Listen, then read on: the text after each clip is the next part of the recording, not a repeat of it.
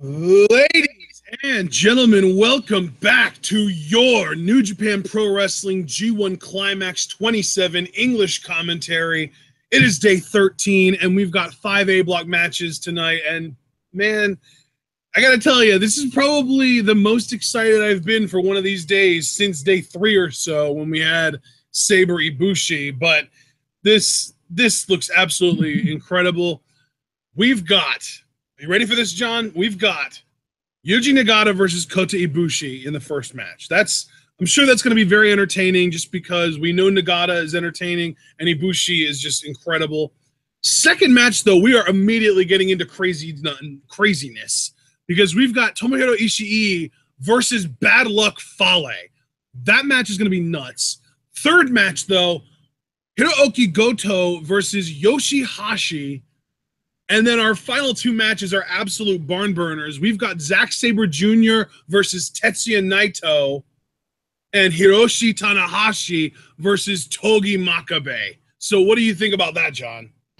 I think those matches are stacked. It's day 13, and on the whole, this is the 7th match for all of these competitors out of 9. So this is the first of the final 3 matches for the A block, and that is huge. Because I don't want to necessarily say that G1 Climax is a tournament where it's not about how you start, it's about how you finish, because I think every portion of the race matters. But I think we are getting close to that finish now. We're really going to begin to see who are viable winners, who is going to continue to be mathematically eliminated. I've started putting E's by names, as you guys know, on my table. Well, the interesting thing there is right now we only have 2 guys who are mathematically eliminated, and that's Nagata and YOSHI-HASHI. So we still have a full field of 8 competitors who are still competing with each other for that A block victory. Exactly, and we're going to see who gets closer to that victory today. I am especially excited for ZSJ versus Naito. I think it's going to be one of the most physical matches in recent memory. You guys know I often talk about how technical wrestling or certain styles, infused with a certain kind of psychology like Naito possesses, can be more hardcore than thumbtacks and flaming tables. This match is going to be emblematic of that. I promise you that. And you've got Makabe versus Tanahashi. Huge opportunity for Makabe because if he can beat Tanahashi, not only does he slow Tanahashi's momentum down and build himself up, does Makabe, but he also gets a future opportunity at the Intercontinental title, which both Zack Sabre Jr. and Kota Ibushi can lay claim to. So we'll see how this day shakes out. It's going to be very significant. Absolutely. Guys, we have our New Japan World Player open and set to 1 hour, 16 minutes, and 5 seconds. We are going to be hitting the play button when I say go. I'm going to do a simple 3, 2, 1 countdown and then say go. You want to hit play on go. And that will hopefully allow for all of us to be synced up. And even if that doesn't work the first try, we'll make sure to say when the bells ring for each match. I made sure to give us a little bit more of a cushion for this first match to make sure that we're able to say when the bell rings rather than being like, oh, I think the bell rang when we hit play or something like that, like what we did in the last show. So hopefully this ends up working out a little bit better than that. And yeah, I think we don't really have anything else left to say. So let's just get right into this. 3, again, I'm going to just repeat the timestamp, 1 hour, 16 minutes, 5 seconds. That's 11605. We're going to do this. 3, 2, 1, go. And there you see the ref checking Nagata. I think he already checked Ibushi. And there's the bell. And the bell has rung here, and here we go. Nagata yet to win a match. He is 0-6. Ibushi is at 500 right now, so this is a significant match for Ibushi. He wins. He has a positive record, a winning record of 4-3. And Nagata will just sink further down into 0-7. Of course, we already established he is mathematically eliminated. It is merely an issue of pride at this point for Yuji Nagata. As you see the wrist lock there by Ibushi. And Nagata reverses right back. Nice drop toe hold there. Look at the fluidity of that. And then right into the side headlock. That was a really cool looking drop toe hold too. Like I feel like that wasn't like a traditional one. Oh, and there's a snapmare takedown or headlock takeover. And then Ibushi with the leg scissors over the neck. And Nagata gets out of it, and we're up to a standstill.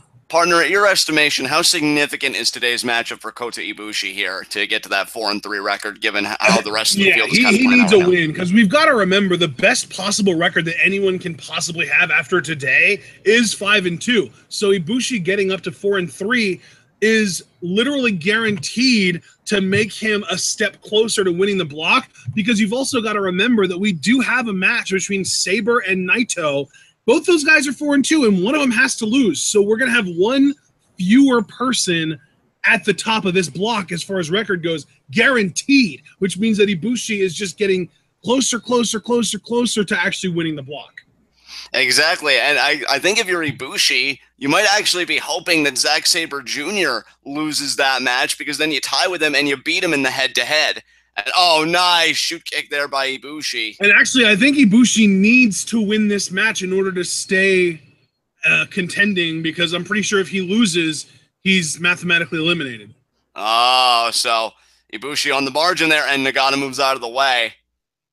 But Ibushi is feeling himself here. And I got to tell you, partner, for me personally, I think Ibushi's psychological state, his headspace, has got to be healthier than ever, because he beat the Intercontinental Champion in his last bout. If that does not bolster your confidence and make you think that you can round out the block strong, I don't know what does. So I think that was a win that was so crucial to Ibushi on a multitude of fronts, not just in terms of points or standing, but psychologically as well. Like, yes, I can compete in this block. I belong in this block. Let's get it done. And now Nagata trying to single out the arm here. And the one thing I really want us all to remember is that Tanahashi faces Naito on day 17, which means that one of those guys, even if they both lose all of their other matches, at least one of them is guaranteed 9 points, and that's bare minimum, because that's if they go to a tie. Whereas if one of them actually wins, then one of them is guaranteed 10 points. But we'll say 9 for now, which means that you need at least 5 wins or 4 wins and a tie in order to tie or beat that. So really just 5 wins in order to beat that. So yeah, if we have a bunch of guys today going to a 3-4 record, that means that they are going to end up probably being mathematically eliminated. That'll really thin out the herd very quickly. You got Nagata there. The thing is, if Tanahashi and Naito go to a draw, you can still technically win the block with a 5-4 record, which means that going 3-4 today would just mean you have to win your last 2 matches. But the odds, A, of them going to a draw, and B, of a person who's 3-4 winning their last 2 matches are both very low in my eyes. And when it gets to this stage of the tournament, partner, it is all about the odds, which you're going to get the best coverage of them here, particularly from my cohort and commentary, who's doing so well crunching the numbers. And we got Mark Schoeneman in chat, who is a mathematics major, so he can always kind of account for us. Like, yeah, that all seems right to me, as Ibushi gets to the ropes, and nice stomp there by Nagata. And Nagata, oh, shoot kick right to the back. Nagata's been using those shoot kicks a lot in this tournament. I mean, again, I have been saying since he was mathematically eliminated that for Nagata, this is really a pride issue. Oh, it could be over-the-shoulder arm breaker here by Nagata. A little bit of a delay, but he still got it. And yeah, Ibushi, if he has the arm taken away, not only is that bad, oh, this could be a Fujiwara here. Doesn't really have the arm hyperextended. He's kind of keeping it low to the ground. Okay, there's some of that torque there. And you see Ibushi, his leg shot up in pain. And now Nagata, I feel like, is making a more concerted effort to work over the arm, which he should have been doing, honestly, from the get-go of this tournament. But well, it's really interesting to me that he's just using a traditional Fujiwara. Oh, is he going to transition here into the Shirome? No, that's what I was concerned about, though, is that he's using a traditional Fujiwara armbar rather than his more personalized version of it, the Shirome seated armbar. Yeah. For sure, and now again, you see the torque there, but Ibushi using the limb, getting the foot on the rope. If you're Ibushi, having that arm taken away, that might be bad news for the Golden Star Powerbomb. But again, the thing about Ibushi is he's got such innovative offense, such a resplendent repertoire. Oh, could be another over-the-shoulder arm breaker. Not if Ibushi has anything to say about it. Forearms. Yeah, forearm strikes there. Oh, but Nagata right back. And look at Ibushi's face. It registered that immediately, and another forearm to the face. And drop kick there by Ibushi. Ibushi needs to win this match. He's on the bubble. He's at 500. He loses, he falls to 3-4, and his dreams are done, as are Kenny Omega's of facing Ibushi in the finals. Ibushi has to win this. There's a lot that has to come together for Ibushi to win the block, but it's in his hands tonight. Nice spin kick there. Shoot kick there to Nagata. He goes down. Could it be the moonsault here from Kota? And he got it. 2. Ibushi's moonsault has such wonderful form, doesn't it? It does, partner. It does. And I got to tell you, this is such a contrast in styles to me because, I mean, you have Ibushi that can do the power game, can do the strike game, and has the aerial finesse. But Nagata is more technically sound and definitely a striker kind of hybrid. And a nice boot in the corner there, right in the face. Now it could be the exploder out of the corner. But Ibushi, though, getting the pointed elbows to the side of the head and neck. Knee there by Nagata. Nagata off the ropes. Rana. Nice snap. Rana there by Ibushi. And partner, I just feel more confidence in Ibushi with every offensive maneuver he successively executes. Like, he really is a momentum-based kind of guy to me. And now could be the triangle moonsault here. Yeah, I think you're right. Is Nagata going to have it scouted? And no, he does not. And Kota caught it. And you see Kota having a seat there by the guardrail. These fans showing their appreciation. So if you're Kota Ibushi, actually, I mean, what are the most significant matches for you today? I mean, outside, of course, of the one you're competing in to try and stay in this and have a 4-3 record. I mean, was I right in saying that you won the SJ to lose? You're definitely pulling for Makabe to beat Tanahashi and Fale to beat Ishii, because then there would only be one person at 5-2 after today, or 4-2-1, depending on how Sabre Naito plays out. But yeah, you're definitely really, you're rooting. If you're Ibushi, you're rooting for Fale, YOSHI-HASHI, a tie between Sabre and Naito, and Makabe. Nice exploder there by Nagata. You don't need all those things to happen, but all those things happening would greatly increase the chances of Ibushi winning the block. All those things happening constitute a perfect storm for Ibushi potentially winning the block. We'll see how many of those things come together, because you know how I feel about Ishii. I feel like he's unstoppable right now. Nice shoot kick there by Nagata, and another one to the back, and another one to the back, and now he's really starting to fire him off, one to the chest. And now Nagata is going into pure punishment mode. Swift and cruel. And now he's stomping away. Continuing the stomps on the ground. And now, oh my God, that was an open hand slap. Just right to the face of Ibushi. And I don't even think Ibushi's been particularly disrespectful in this match. Nagata's just firing up. Oh, and now Ibushi with the strikes right back. He wants to show he can hang with Nagata on his turf. And so far, he's not doing bad. I mean, Nagata's backed up in the corner here. Oh, but that kick. Nice kick to the head there. Oh, my God, another kick. Another kick. Oh, man. I guess in Ibushi's mind, he's like, Ibushi's probably thinking, hey, I did my time as Tiger Mask W. I demand some goddamn respect. I don't care who you are. You're not going to slap me like that and get away with it. Now he's going to pull the leg out here. I mean, the thing is, Ibushi's relatively young, but he's not like a 25-year-old kid. He's a 35-year-old grown-ass man, and Nagata was disrespecting him, so he came back with some disrespect of his own, and now Nagata with the thigh kicks, Ibushi returns with one of his own. Yeah, Ibushi firing back. Ibushi in amazing shape. I mean, that physique has got to be one of the best in the business right now, if I do say so myself. But Nagata, though, undeterred. And Ibushi, oh, another kick there. I thought Nagata was going to check it for a second, but he didn't. These shoulder kicks, it really is going to be a matter of who gives first. And we still haven't even seen Nagata employ the Shirome. So I like that he's this concentrated again on the arm and the shoulder region. Be a moot point if he doesn't get his signature submission into this match. And another shoe kick there right to the shoulder. Man, and Ibushi trying to rally, and another kick. Oh, Ibushi, I think, checked that one. Oh, but Nagata, though, still trying to fire him off. Oh, now he went a little bit lower there to the thigh. Spin kick there by Ibushi. Oh, missed the strike, and Nagata got a strike there. Oh, but now Ibushi. Man, oh, and the double kicks, they both go down. I guess we'll call that one a draw, partner. You know, say what you will about Yuji Nagata and his 0-6 record, but he has been in all of his matches almost. Yeah. I mean, that is just nuts. And he took Ibushi to the limit there in that strike battle. And now we're going to see who can really capitalize on it, because both these men collapsed. And, you know, you just got to wonder, like, is Ibushi going to be able to come back from that? Oh, forearms. Yeah, the forearms starting to be exchanged here. Oh, my God, what a hard shot there by Nagata. And now Ibushi right back. Nagata returns. Oh, they're up to their feet. Back and forth these two go. Oh, man. I got to wonder, though, if it's smart that Ibushi keeps playing this game with Nagata. It seems like Ibushi might be getting the edge in this exchange. Yeah, it does there seem you saw Nagata with the knee. Oh, but the Pele from Ibushi. Nice. Pele there by Kota Ibushi.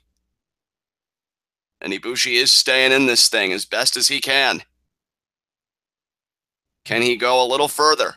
Can he beat Yuji Nagata? And can he get to 4-3? German. He bridged it. 2. Oh, and Nagata kicks out. Oh, but Ibushi thinking about the end here. I think he just signaled for that knee. Is that what that was? Yeah, you're right. Wow. And but Nagata, though, reversing into the Shirome. Oh, yeah, you're way ahead of me now. I don't know what happened. Go ahead and just pause for like 2 seconds and then play. And you see the eyes there rolling in the back of Nagata's head. Yep. And Nagata, he's firing up now. And you know what? This is actually one of the few times that I fear the Shirome if I'm Ibushi, because there was actually prior work on the arm and shoulder.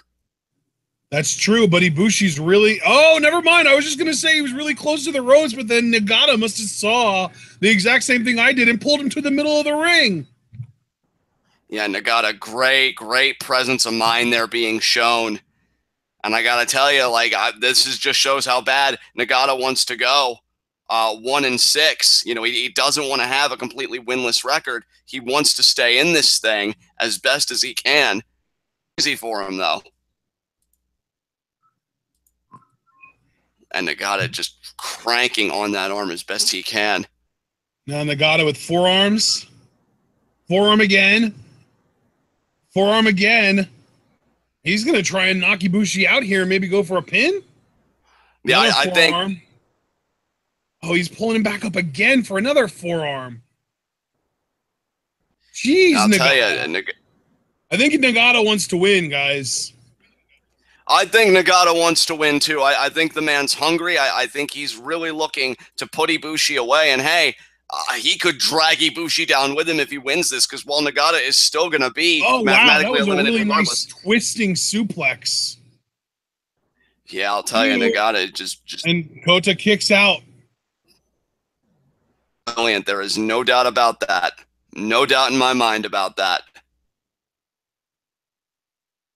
And Nagata, he's going to have to do a lot more than what he is if he hopes to win this match.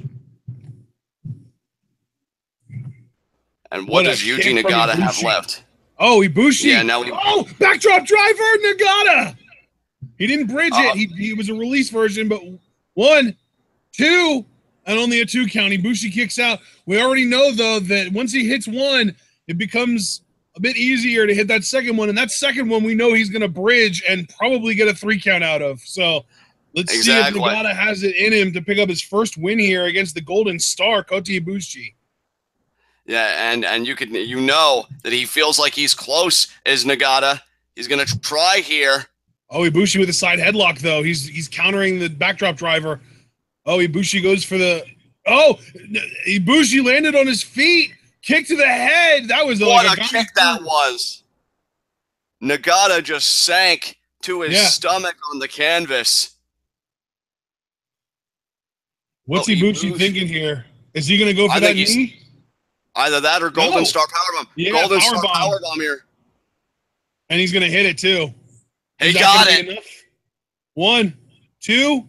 No, I knew that. What? I knew Nagata was going to kick out of that. I just had the feeling Nagata is starting to really fire up. He's getting really hungry for a win. He's going to start kicking out of things that maybe he shouldn't.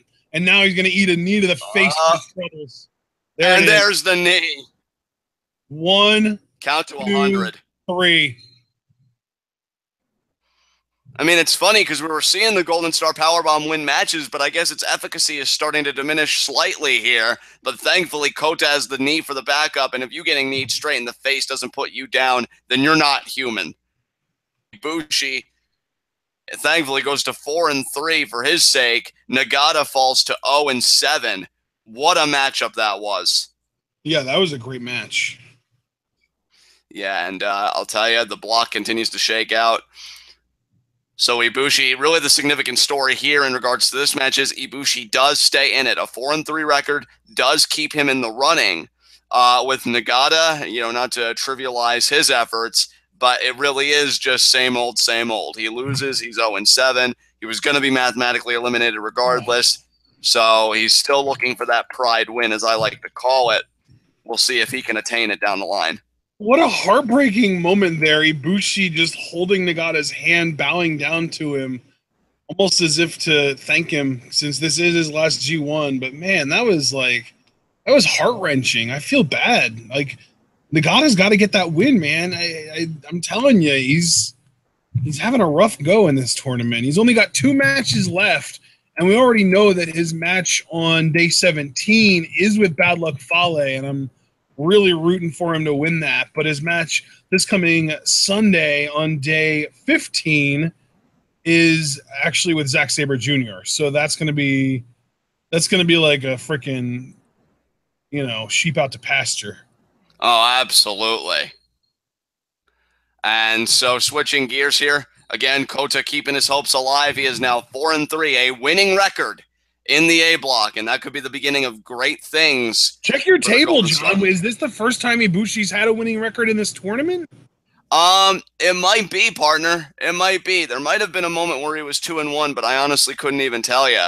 I forget, did he win his first match? He didn't, because his first match was with Naito, and he lost that match. That's right, yeah. So he started on the wrong foot. He started 0-1. But now he's finding his footing again, and he's got a winning record for his efforts. So switching gears here, partner, what tournament matchup is next? Our next tournament matchup is Ishii versus Bad Luck Fale. I'm really looking forward to this. Yeah, because Ishii, the thing with Ishii is we always talk about how much stopping power he has because he's just so thick and dense. But I don't know if he has more stopping power than Fale, who is also thick and dense, but also has like 10 inches of height on Ishii. Exactly. And the interesting tale of the table here, if my data is correct, is that Fale is at 500. So he needs to win today. Fale is 3-3, and Ishii is 4-2. So Ishii has a chance to go to 5-2, which is a beautiful record in the block. Well, it's guaranteed to be the best record in the block, whether it's by itself or if it's tied with at least one other person. 5-2 is the best record that anyone in the A block can possibly have coming out of today. So if Ishii wins this, he is at the top of the A block mountain. And I mean, like I said, I feel like we've seen a different Ishii. He beat Naito, which I feel like was a rocket up the Pitbull's ass, because then after that, he beat Yuji Nagata, and he got to the record that he currently stands at 4-2. Fale at 500. But the interesting thing with Fale is if he wins, not only does he go up to 4-3, which is the same record that Kota Ibushi himself just attained, he drags Ishii down to the same record. So all 3 of those men would be in similar positioning. Ishii wants to avoid that at all cost. He wants to distinguish himself from Fale and Ibushi, and he's going to have to do that by beating Fale here. Yeah. And to me, partner, what makes this match so interesting, I don't know if you agree, disagree, but Ishii, to me, and I don't mean this as an insult, he doesn't have the finesse of like a Zack Sabre Jr. He's not going to be this technical wizard pulling out pinning combinations out of nowhere. You know Ishii is a proud man. He is going to try and power through Fale, and I don't know if that's smart or not. I mean, Ishii can power through a lot of guys, but if there's anyone on the roster of New Japan that I don't necessarily buy Ishii being able to just plow his way through, it's that man right there. It's Bad Luck Fale. He is 6'5", probably over 300 pounds, and it's 6'5", 300+ pounds of pure mean. And we've been talking about with Ishii how lately it just seems like everything is coming together for him. You know, whether he wins or whether he loses, he's been having bouts lately that really show that things are clicking for him, that he's one of the best in the game today. He had a clinic with Kenny Omega in the finals of the United States Championship Tournament, came up short in that tournament, but I will say the result, the reception, if you will, of Ishii's performance was that this man is one of the best in the world right now, and he could really cement that by winning his block and potentially winning the whole tournament. And again, as I've said countless times on here, you win the tournament, the ultimate prize awaits you. Wrestle Kingdom 12 main event and an opportunity at the IWGP Heavyweight Championship, a championship that Ishii has never held. He wants it. I can see that he's hungry for it. And a 5-2 record is very promising in this block. Can Ishii take it? I think he's capable of it, but Fale is one hell of a mountain. I'll tell you that right now. Definitely. This is going to be a Haas fight to end all Haas fights, folks. One interesting element that I do want to point out, you never really see Fale in strike exchanges the way you see Ishii in them. That is true. So, I mean, partner, I don't want to put words in your mouth, but do you think that Ishii should stick to that striking game since we don't really know how adept Fale is in that territory? Well, the interesting thing is, though, that it's possible that you never really see Fale in strike exchanges because anytime someone throws a bunch of strikes at him, all it takes is one strike from him to send them to their back. But Ishii could be the anomaly in that case. You know, because you think about the way the man's built, I think he could even take the hardest shot Fale may have to give. I mean, we'll see for ourselves. Right now, this is purely speculative. Look at that stare down. Jesus. And look, Fale even inviting, like, come on. And oh, there's the first forearm there. Forearm's already being shot off by Ishii. And Fale, you knew he was going to open with that. And there it is. That's what I was talking about. Fale throws one, and it sends Ishii to his back. Like I said, now Ishii with some more and a running, jumping forearm there, but Fale goes for the lariat. Ishii ducks. Ishii runs into Fale. Just a shoulder block, a simple shoulder block from Fale sends Ishii off his feet. Ishii's going to go for another shoulder block. Oh, he actually stayed on his feet that time. Oh, he sent Fale crashing backwards that time. Is he going to do this? He's firing off these shoulder blocks. Oh. I don't even know what he's setting up for here. A lariat, maybe? Oh, the Fale. Ishii's got a lot of power, but I never really thought. I know for a fact that I hear Honma on commentary, by the way. So Honma is hanging around. I hear him on commentary. That voice is unmistakable. Well, I mean, who better to talk about Ishii's matches than one of his greatest rivals in Honma? There from Fale. And Fale, look at that, saying, make the count. And Ishii.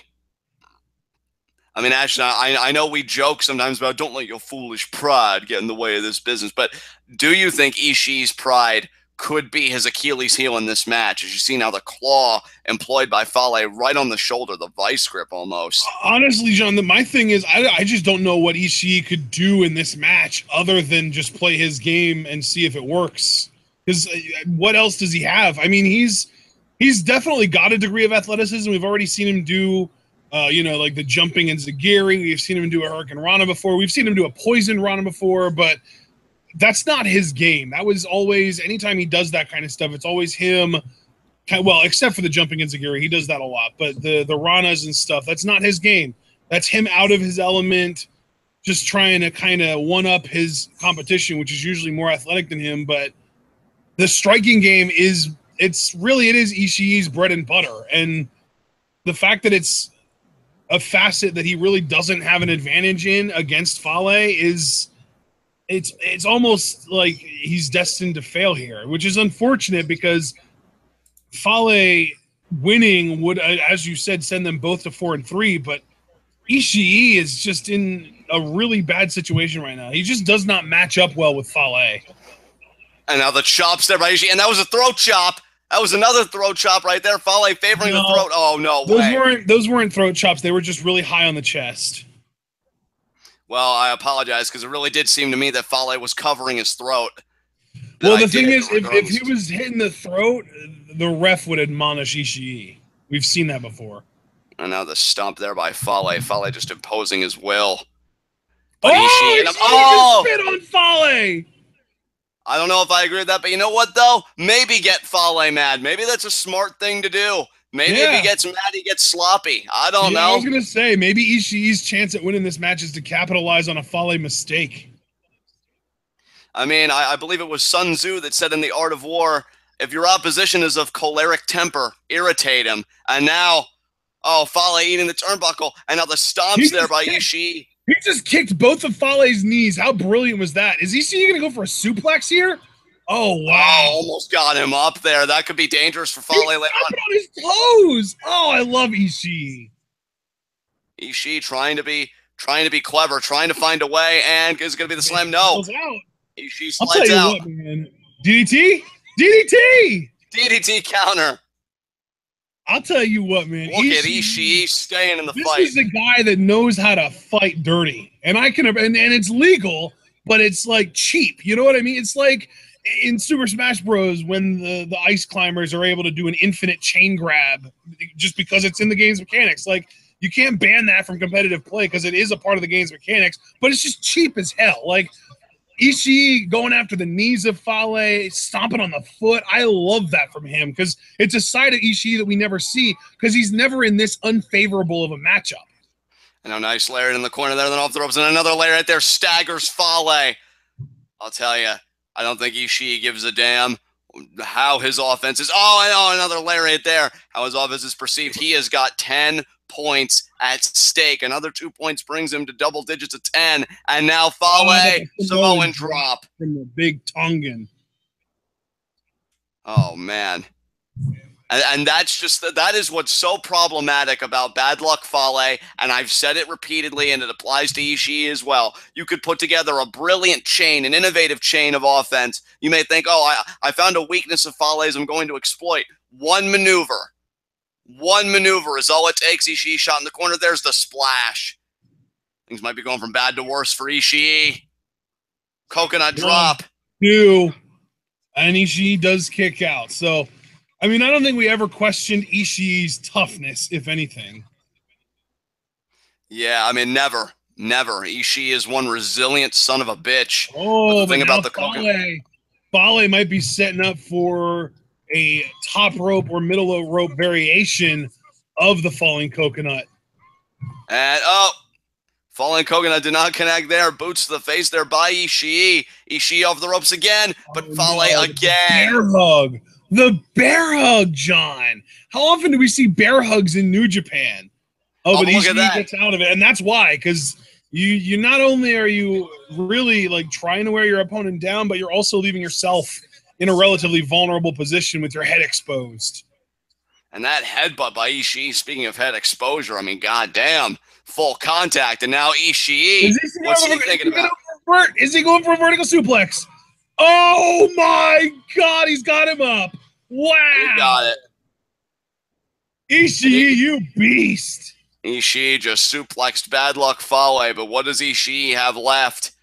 I don't know, partner. If I was able to get him up that one time, I would have maybe tried for a brain buster. I don't know. He had the delay and everything else, but now Ishii baiting Fale here. He can feel it. He wants that 5-2 record so bad, so bad.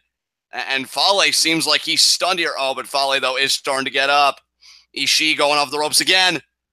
Off the ropes again, almost like it build up into a lariat. Oh, and there's the lariat there. 1, 2, and Fale kicks out, but barely kicks out of that. That was so close. Ishii has the advantage right now. He needs to do everything. Go for that low angle lariat, Ishii. I think that's what he's doing. That is what he's doing, yeah. I think he's going to throw him by the throat. Joke. Are you kidding me? I knew that was going to happen. I had a feeling that Fale's positioning was favorable. Oh, but look at Ishii. Armbar, Ishii. Armbar from Ishii. I love this man. He got him down. He got him down. Oh, Fale got the ropes. That was too easy for Fale to do. But did you see Fale just panic there?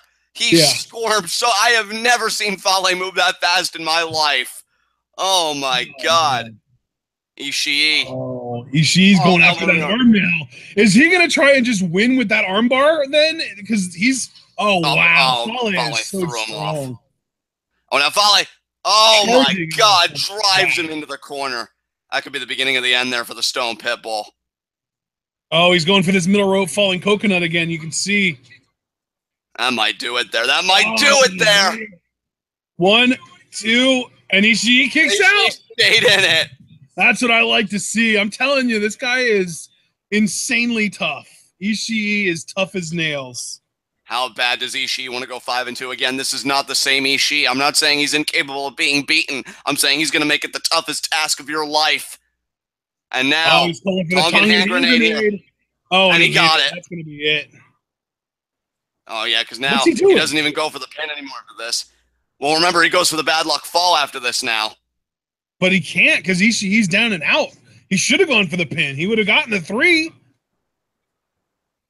Yeah, Ishii. That might have been a big mistake on Fale's part. He's like, Ishii, by just kind of being barely conscious, is getting time to recover. I don't know, partner. Fale did take a little bit of time, I'll admit. And he's still kind of posturing. What does Ishii have left, if anything? Does he have anything left to give? That's going to be it. No, it's not. Jumping into Giri. Oh, my God, but Fale ate it. What does Ishii have left? Oh, ducks it. Ducks it. Another jumping into Giri. Fale down to one knee. Fale down to one knee. Another Enziguri. Oh, my God, Ishii. He doesn't want to be denied. You can do this, Ishii. He wants 5-2. He wants to be at 10 points. And if he's at 5-2, he's in that elite class, partner. We have to start talking about him as a favorite to win the block. But he's got to do it. He's got to do it. Low angle lariat again. Yeah. He got it. Going for the pin. 1, 2. And Fale kicks out. Oh, but look, he stayed on the arm. He stayed on the arm. Back into the arm bar. They're so close to the ropes, though. That could be a mistake on Ishii's part. Oh, Fale. Fale again trying to reverse. Oh, he's got it. He's got it twisted around. Oh, but no, he's not even going for the triangle. Yeah, there he is. Triangle armbar. Come on, Ishii. Oh, he's going for a triangle choke. Oh, he's going for the triangle armbar. He just transitioned. His transitions aren't very silky smooth, but they do work. They are effective. Oh, but there's a power bomb. There's a power bomb there. Oh, man. Just when I think Ishii's going to win this match, Fale pulls something out. Oh, my God. Ishii, what surprises do you have left, if any? I'm telling you, man, he's one of the best in the world. Oh, alternating forearms here from Ishii, but Fale is probably going to explode out of this. Oh, my God. Just clubbing. Oh, but the headbutt to the stomach. Oh, and the headbutt to the head. Oh, wait. Spear. Man. 1, 2, and Ishii is still in kicks out. He's keeping himself alive as long as he can afford to. I think Fale's thinking bad luck fall again. He definitely is. I think that's going to do it. I don't see a second counter after a spear like that. He's got him up. And that's it. That's going to, damn it. 1, 2, 3. I was really pulling for Ishii, partner. I can't lie. That was so was I, but you know who's happy about this? Ibushi. Ibushi, yeah, because now he, Ishii, and Fale are all 4-3. Damn, I gotta tell you. I mean, I don't dislike Fale, but I've always been a much, much bigger Ishii fan. And again, though, Ishii pulls out a great match. What an understated performer he is.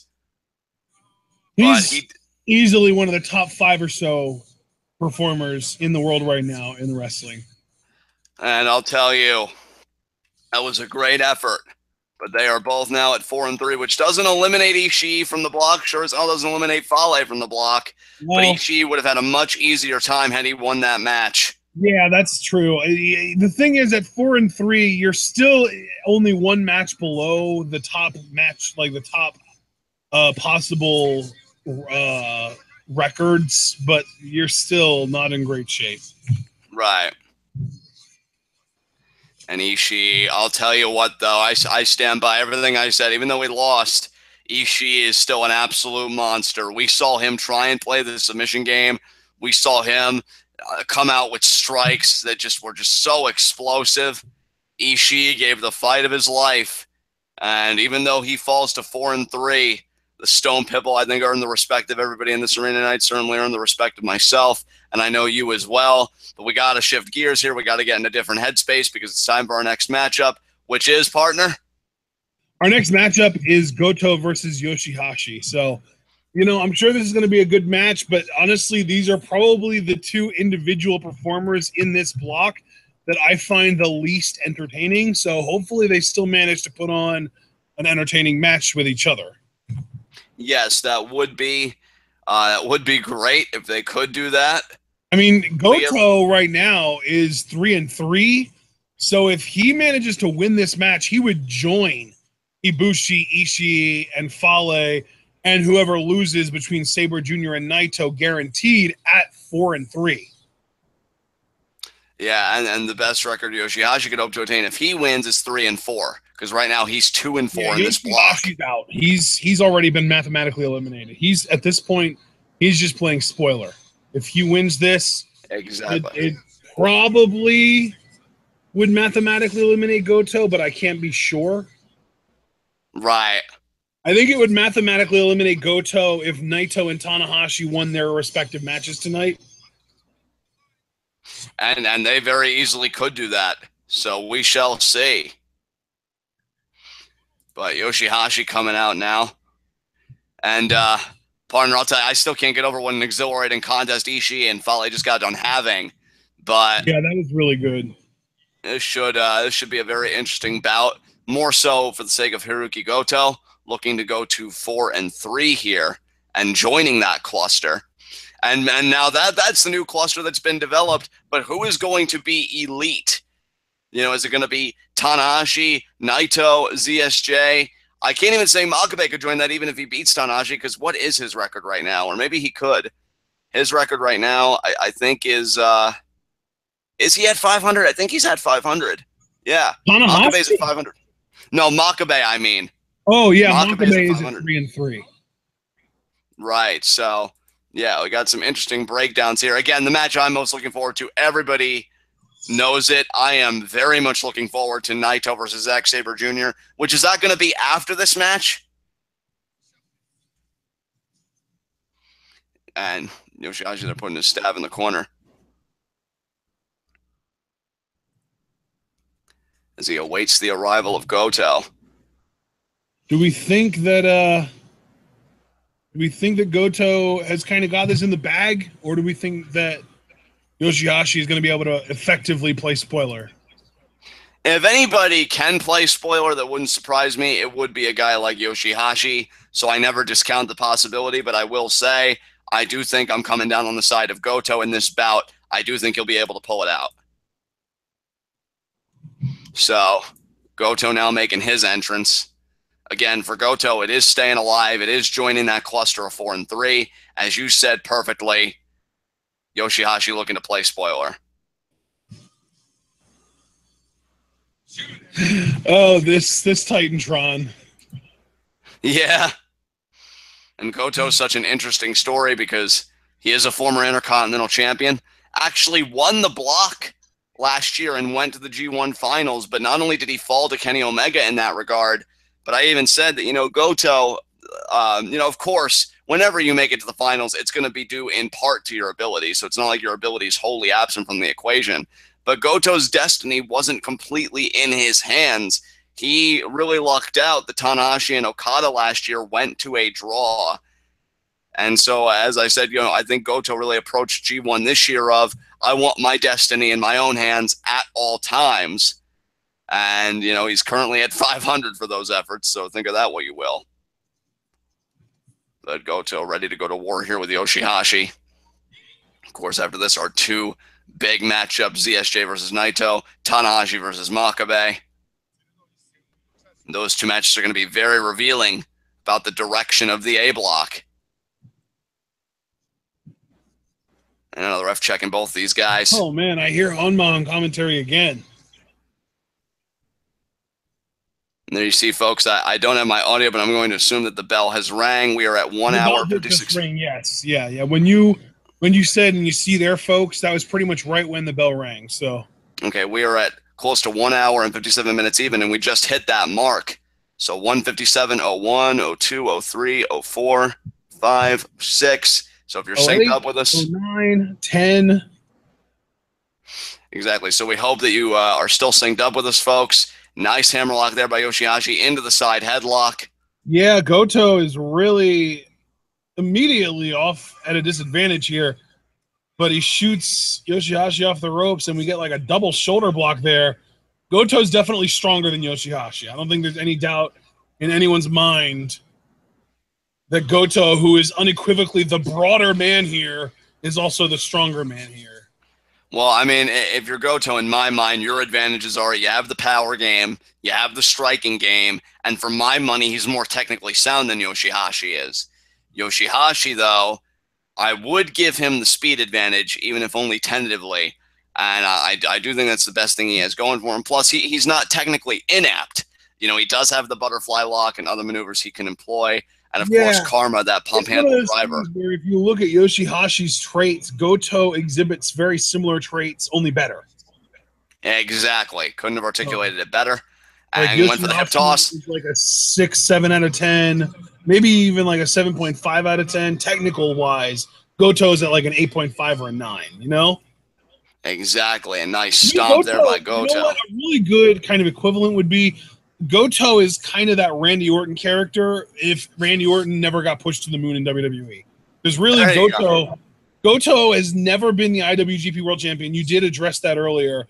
But he's consistently one of the best actual like technicians and executors in the ring on the roster. I mean, the thing with New Japan, though, that makes it different is that everyone is exceptional technically and execution-wise in the ring. So Goto, being as good as he is, doesn't really stand out the way that Randy Orton does in WWE. I completely agree with that assessment. Nice elbow, though, to the face by Goto to YOSHI-HASHI. And Goto has definitely established a pace in this match that he's comfortable with, and he is just exerting his will and just controlling the course of this bout. And if you're YOSHI-HASHI, you've got to be kind of feeling like you got to fight from the ground up. Nice forearm, though, by YOSHI-HASHI. That could be a start. Another forearm there. And a third forearm.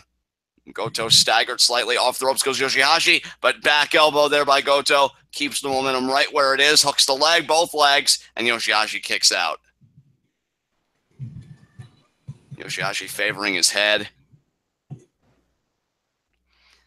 And another stomp there by Goto, right on the shoulder there at YOSHI-HASHI. Just kind of kicking the head a little bit, disrespectfully for my money. Man, look at Goto really upping the aggression here. And Goto is being very aggressive, and there's the club to the top of the back there on YOSHI-HASHI. Oh, but the chop! YOSHI-HASHI returns fire with a knife-edge chop. Goto follows him into the ropes, goes for a lariat. Hashi ducks. There's the headhunter from YOSHI-HASHI. Headhunter there by YOSHI-HASHI finds its mark. Is YOSHI-HASHI, though, still trying to get back in this? His face, his head, endured a lot of damage there from the strikes of Goto. But this is the time for YOSHI-HASHI to mount an offensive. If he can get to 3-4, it's still a losing record. He's still mathematically eliminated, but I think he would delight in playing spoiler for Goto. Nice chop there to the chest of Goto. Off the ropes. Into the turnbuckle. Oh, up there. YOSHI-HASHI quickening the pace a little bit. Front face lock could be. He's going to hang him on. Raped on the ropes. He does this in tag matches, but he doesn't have anyone to hold him, but it doesn't even matter because he still hit the drop kick. He still got it. It's such a smart move, too, because once you hit the drop kick, like that impact from the drop kick hurts, but then they fall right on their back as well, and that causes even more damage. Could this be a crossbody? Oh, a headhunter off the top. There you go. 2, and Goto kicks out. And I'll tell you, I mean, that headhunter off the top rope, you figure it does damage to the head and neck, which you're driving into the canvas with Karma. So I think that's smart strategy by YOSHI-HASHI. But now he may be thinking of that powerbomb with the jackknife cover. But Goto goes to a knee. Great defensive play there by Goto. Yeah. Goto does that a lot as sort of a counter to moves that requires opponents to lift him up. And there's the back body drop. But yeah, Goto, that's one of those technical things that Goto does that not a lot of people really talk about, but it's still really smart. Absolutely. How is it often said, in football, the best offense is a great defense, and Goto knows how to play defense. And now charges in the corner. Oh, but YOSHI-HASHI got the boot up. But Goto fires right back with a spinning heel kick. Damn. Nowadays in football, I feel like sometimes the best defense is a great offense. Oh, there you go. Hooks both legs, and YOSHI-HASHI kicks out. But defenses still win championships, and sadly, we can't say that for Goto yet as far as the IWGP World title that goes, but he is a former Intercontinental Champion and a former Never Openweight Champion, so he's got two of the big three in New Japan, and now that Kenny Omega has the United States title, we can say that he's got two of the big four in New Japan. Oh, what a lariat there by Goto, and you're absolutely right, partner. YOSHI-HASHI goes down. Goto may be thinking to take it to that next gear. And it is worth pointing out, Goto's also a former two-time IWGP Tag Team Champion. And, yeah, he's... Or not two-time, one-time. He's only won that once. He's a two-time Intercontinental Champion. Well, desperation lariat there by YOSHI-HASHI. Now he's going to try again for the powerbomb with the jackknife cover. Oh, and he hit the powerbomb. And there's the jackknife cover. 1, 2, and Goto kicks out. Reason I think I was confused there is because Goto's held the IWGP Heavyweight title, tag titles, and there's the butterfly lock from YOSHI-HASHI, but he's also held the IWGP Junior Heavyweight Tag Team titles with Minoru, not Suzuki, a different Minoru. But yeah, he's actually held both weight divisions tag titles in his career. That's pretty impressive, as you see there. YOSHI-HASHI's got the butterfly lock in. Goto trying to, shift his weight, get to the ropes, and almost there. Not quite, though. YOSHI-HASHI pulls him back a bit. Yeah, YOSHI-HASHI, when he gets this butterfly lock in, a lot of the time it is the beginning of the end. He's really good about maintaining it as long as he can, and then even when you think you're about to break it, he'll find a way to lock it back in. Exactly. And YOSHI-HASHI, Goto, starting to regain vertical slightly up to an 8. Oh, but the DDT. Oh, Goto. This is a guillotine, guys. This is a guillotine. Look at YOSHI-HASHI. And Goto is struggling. I think he's wanting to get to the ropes. Oh, there he rolls through, but YOSHI-HASHI rolls through with him and into the butterfly lock again. That was a beautiful transition.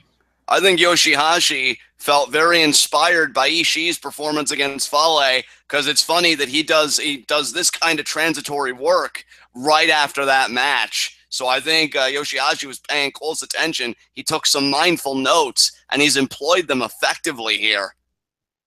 Yeah, because we haven't seen that guillotine from YOSHI-HASHI before, just like we haven't seen that armbar from Ishii before. Exactly. So I think when you're at this stage of the tournament, you but it was Hiroshi time. No, YOSHI-HASHI gets out of the fireman's carry. But there's neck breaker over the knee to YOSHI-HASHI. Goto, that might have been a desperation move, because you can see he's right now really just kind of in a state of recovering, like trying to get his wits about him. Exactly. And, that neck breaker over the knee with the hair pull, that is usually the beginning of the end for Goto's opposition, because then he's thinking about, I got to hit that Goto Revolution. I got to hit that final cut over the knee. And now YOSHI-HASHI gets back up to his feet, holding onto the ropes here, but his back's to Goto. That may not be good. Sleeper. No. Countered. Sleeper by YOSHI-HASHI. Oh, with the back elbows here from Goto. He got out of it. Sent YOSHI-HASHI into the ropes. Sleeper? No. Yes, sleeper from Goto. Yeah. Oh, and I think he's got it. No, YOSHI-HASHI writhing. He's writhing. YOSHI-HASHI's doing a really good job of fighting out of it, but Goto has it locked in pretty deep right now. The question now, though, is if he's going to go for a penalty kick or if he's going to try and transition into the GTR. Brother, I would pick him up. I would get that GTR. I'd get my points, and I'd get out. I mean, that's just me, though. I agree, but I think he's going for a PK. And he hit it. But he's not Shibata, so it's not going to put YOSHI-HASHI away. But it is going to soften him up potentially for a GTR. Oh, he's actually going to go for an Ushi-Goroshi here, and he hits it. He got it. Hooks both legs. And YOSHI-HASHI does kick out. Man, I guess Goto realizes that his penalty kick isn't nearly as devastating as Shibata's, and so he doesn't really try to use it as a finisher or even as a part of a finishing sequence. But here, he's going for the GTR, but oh, look at this. YOSHI-HASHI victory counter. 2. No. And now YOSHI-HASHI going to charge. Oh, but he got the arm checked. Oh, what is this? GTR? No. Small package. YOSHI-HASHI. Oh, that was close. That was really close. That was really close. YOSHI, though, desperation lariat, but Goto returns with a lariat of his own. We just had a double lariat there. And now YOSHI-HASHI with a super kick to Goto. That's not something you see very often from him either. And now YOSHI-HASHI thinking karma. YOSHI-HASHI picking Goto up. You saw him make that gesture. Yep, he's trying to get the arm trap. And karma. Goto reverses. He's got him in. Inverted GTR. No. Headbutt. Oh. That's going to set him up for the GTR perfectly. Yeah, inverted GTR comes first. Bam! And then the true final cut over the knee. The true GTR. And that's going to be it. Goto goes to 4-3. Great outing there from Goto. He wins. He joins the cluster of Ishii, Fale, and Ibushi. Meanwhile, YOSHI-HASHI falls to a record of 2-5. That's not good news for Ibushi, though. You know Ibushi was rooting for YOSHI-HASHI there. Absolutely. Has Ibushi faced Goto yet? I believe. Let me check my table because I believe he did actually. And he didn't. He didn't. Oh, he didn't yet. He faces Goto on day 17. 1 week from today is his match with Goto. Well, that's going to be very significant because if there is a head-to-head, Ibushi's going to want to win that head-to-head encounter. So yeah, I mean, the one thing I will say, Ibushi faces YOSHI-HASHI on day 15, but Goto has to deal with Bad Luck Fale, whereas Ibushi has already faced Bad Luck Fale. Goto might pick up an L against Bad Luck Fale, whereas I have a hard time believing YOSHI-HASHI beating Ibushi. So going into that match, we might have Ibushi with a 5-3 record and Goto at 4-4. Yeah, and that would be very interesting. It would be interesting, though, because then Goto would be in sort of an interesting place where he might be getting an opportunity to play spoiler, or really, if Ibushi wins that and goes to 6-3, he would be bound to have one of the best records in the block for sure. Oh, absolutely. Very rarely does somebody manage to accumulate 12 points in a G1 Climax and not win their block. It's happened before a couple times, but it's not a frequent thing. It's, when you get 12 points, you're usually in pretty great shape. And now we get to the first of two really big matchups. And in my mind, partner, one of the biggest matches of the day. Well, and it's really objectively bigger than the other because at the end of the day, Tanahashi's 4-2, but Makabe's only 3-3. Whereas this match is a clash of 4-2 records, which is huge. Exactly. Because the winner goes to 5-2, and you are sitting pretty at that point in time. So we have got both ZSJ and Naito, to your point, at 4-2. This is the matchup we've all been looking forward to. This is the matchup I've gone to when hyping this up. And folks, you are going to see a bout, to me, so violent and so vicious. You may want to put the kids to bed because this ain't going to be for the faint of heart, because you've got Naito, who can play psychological warfare with the best of them, who will fight, who will tear apart limbs, who will shorten your livelihood just to get those 2 points, and Zack Sabre Jr., who sees the human anatomy as a glorified plaything. How far can I bend it? How much can I contort it? The plethora of submissions that Zack Sabre Jr. is packing make him one of the most dangerous opponents that Naito could be facing right now. And again, this is the big match. This is it right here, folks. It all comes down to this. By the way, John, I meant to ask you the other day, and I never got around to it, but now that I'm looking, it reminded me, did you know that NXT's Andrade Cien Almas, a.k.a. formerly known as, I should say, so FKA, La Sombra, was actually in the G1 Climax in 2011? No, I did not know that. Yeah, he was in G1 in 2011. He had matches with Nakamura, Kojima, Suzuki, MVP, Goto, Carl Anderson, Tenzan. He had a really interesting G1 experience 6 years ago. So that might be something that we have to look up and watch some matches later. Oh, for sure. And I will say, this match is huge. I cannot wait for this main event. Partner, I'm going to put you on the spot. Do you think Naito's got this, or do you think ZSJ has one more big win left in him against Naito here? My friend, you know my money is on Naito. He is 4-0 so far in this tournament. Just ignore those other two matches. They never happened. He's 4-0 and looking to go 5-0. Well, there you have it, folks. We're going to ignore the other two matches there. But yeah, Naito is sitting pretty, and you might as well invoke the same argument about Zack Sabre Jr. I mean, the guy has been wrestling expertly in this tournament. So yeah, I am stoked for this. And partner, I'm just going to let you know that throughout the day, I mean, I thought it was corrected for a bit, but my New Japan World has been giving me issues. I just did a quick refresh. I would like a timestamp from you so that I could resync with you here. I will, yeah, I'll give a really good running timestamp. So we're at 2:13, 22, 23, 24, 5, 6, 7, 8, 9, 30. Should I keep going? Keep going, because I just went to 2:13:35, and now it's playing, so I'm at 36, 37, okay, I'm at 39, 40, 41, 2, 3, 4. We're good. 5. We're good. Okay, excellent. Hopefully that doesn't happen again. If it does, let me know. We'll resync up.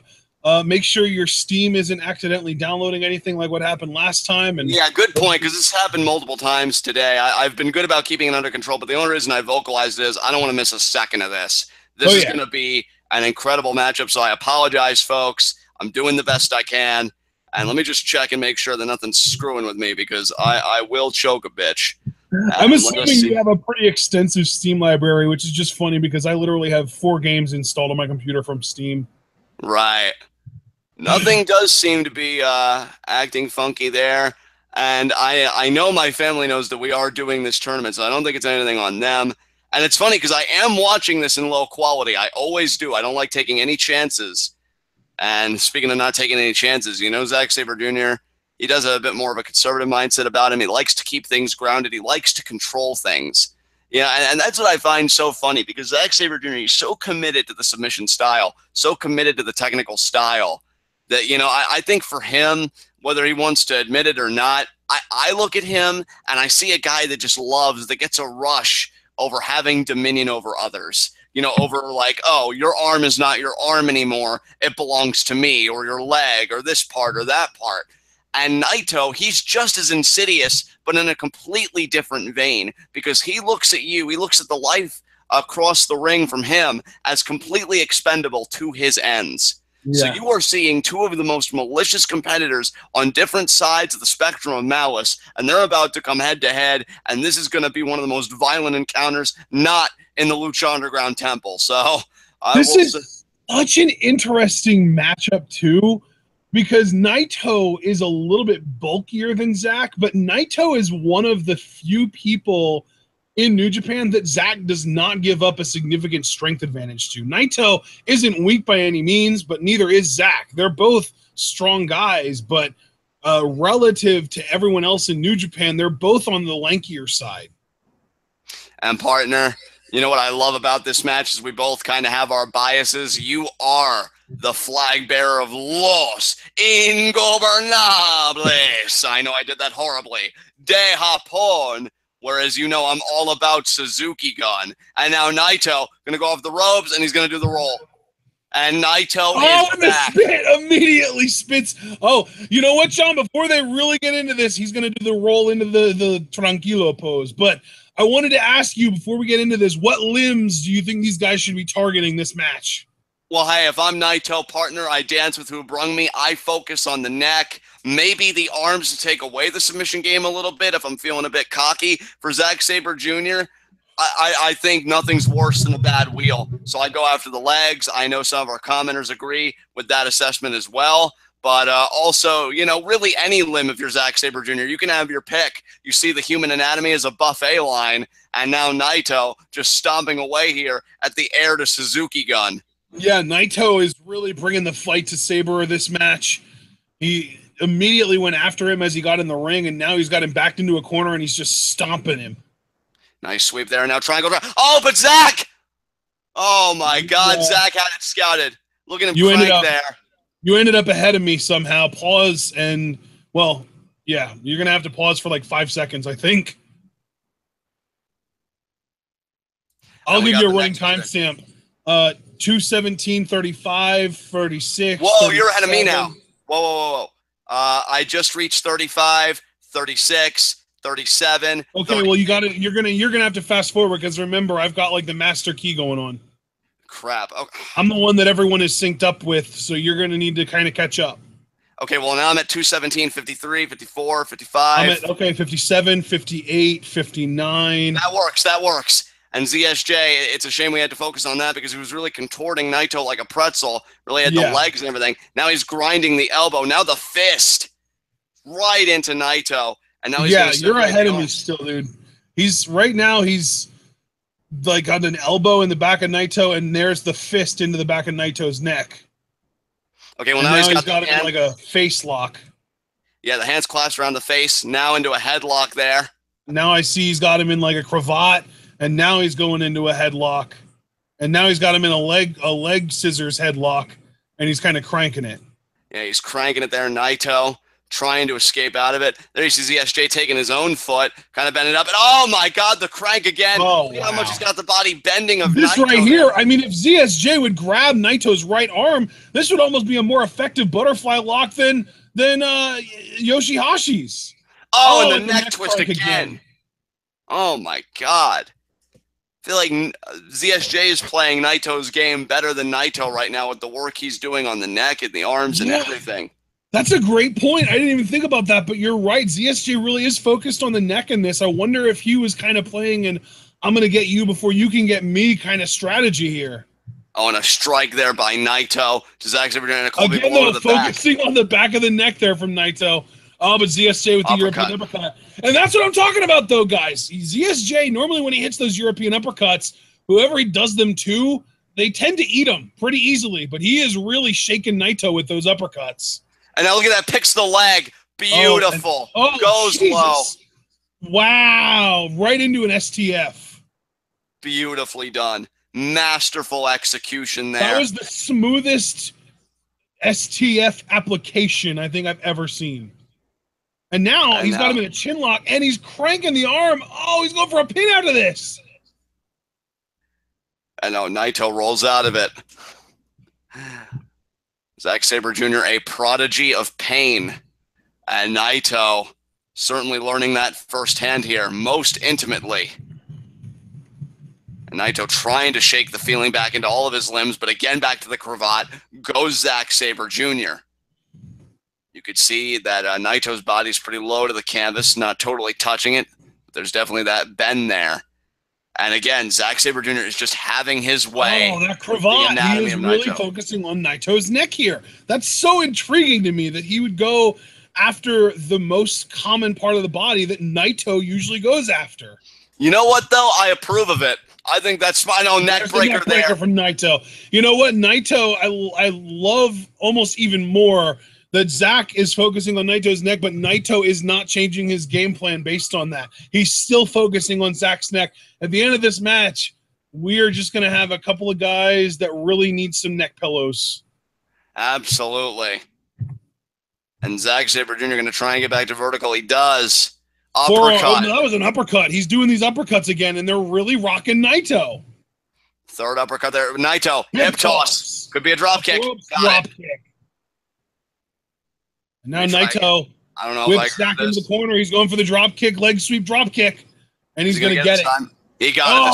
Oh, that 1 foot connected directly with Zack's face, and the other foot connected with Zack's shoulder. Yeah, it has to be quite painful. And speaking of shoulders, you see Naito still trying to get the feeling back in his own. And Zack Sabre Jr. all out of sorts here. If I'm Naito, after being bent like a pretzel like that, I'm trying to end this as quickly as possible. Oh, wait. Naito could be German. No! Guillotine, guillotine. Another counter. What a counter. Guillotine there by Zack Sabre Jr. He loves making people tap, let me tell you. And Naito, again, low to the ground, but hasn't gone down to his knees. It's important. He still has vertical, but ZSJ knew it, and he picks the leg again, trips it, penalty kick. Oh, my God. How quick to the draw do you have to be to know the moment you're losing control to transition into another maneuver like Zack Sabre Jr. just did? Unbelievable. Unbelievable. Now Zack Sabre Jr. catching his breath, favoring his neck. Like I said, folks, this is going to be a violent bout to the utmost degree. And Naito and ZSJ literally head-to-head. Oh, but there's forearm from Naito, uppercut from Sabre. Forearm from Naito, uppercut from Sabre. And you've got to know, John, it seems like Sabre's strikes are doing more damage than Naito. And there's another spit from Naito. There's another European from Sabre. Oh, and he just high-faced him. And again, but the forearm return from Naito. Uppercut from Sabre. And now back and forth. And now look at that. He's bullying Naito in the corner. Yeah, he's shoving him around with his core. There's another uppercut. He's calling him out. He wants him to come out and hit him. Overhead chop. Forearm, forearm, forearm, forearm. Naito just got... Yeah, he's in a full Nelson now. Oh, but the arm drag there from Naito. There's Zack. Oh, but Naito with the inverted atomic drop. Naito goes into the corner, catches Zack's legs, grabs him by the head, and inverted DDT on his knee. Yeah, that exchange, it could have gone either way, but it went Naito's way. So that's huge for the leader of LIJ. And Zack Sabre see what you did there. And Zack Sabre. The reason that I didn't kind of correct your pronunciation of the faction is because I'm saving it for when Naito wins. If Naito wins, he's still got a long way to go. I said, and I said what I meant. And well, Naito's got a long way to go. And now, oh my God, Kimura. Hey, partner, even if you're right that Naito does win, you can't even deny that he had to pay one hell of a price to do it. Yeah, absolutely. And you know what? It's funny to me that he's doing this on the top rope because that really does throw back to Suzuki doing a submission on the top rope the other day. And then the kick to the arm, and that could diminish the efficacy of Destino. But hey, Naito's used to that, right? You're right, though. That's his left arm. That's the arm that he hooks the head to hit Destino with. Duck. And could it be the German? Sabre. No. Back elbow Naito. Off the rope, DDT. No, Sabre Zack catches him. Dragon suplex. The bridge. What a bridge. Two. Naito kicks out. And immediately into the head scissors with his legs. And he's got the arm grab, too. So he's also cranking on the shoulder and elbow joints. What a coup for Suzuki Gun to recruit this young man. He's got his other arm. He's got both of his arms locked in this. I know, he did get on the rope. Naito did get his foot to the rope. That's the thing Zack does, man. If he feels like his opponent is getting a little too close to the rope, he'll grab the nearest limb that's, well, nearest as in nearest to the rope, not nearest to him, nearest to the rope, and he'll just add pain to the submission hold. And in that case, he just couldn't reach Naito's legs, so Naito is able to get to the ropes. Yeah, exactly. Now again goes back and again, bending the fingers. Oh, my God. The fingers and the elbow joint are all being contorted in ways that the human body was not meant to move. And the German there to Sabre. Naito. It's interesting to kind of see Naito playing the power game because, again, he is one of the smaller heavyweights in New Japan. He's only about 215 pounds, and most guys are 220 plus. Oh, he went for the forearm, but Sabre caught him. Octopus. What an octopus stretch. Low to the ground, and then the elbow right in the midsection, right in the side there of Tetsuya Naito. Oh, my God. Naito trying to stay in this. And that's the thing about ZSJ's game part. Oh, my God. If he grabs the other arm, it's going to be over. And he wasn't able to. He wasn't able to. He does have an interesting grip here on the thigh, though, as well as the arm. Takes it low. Oh, no.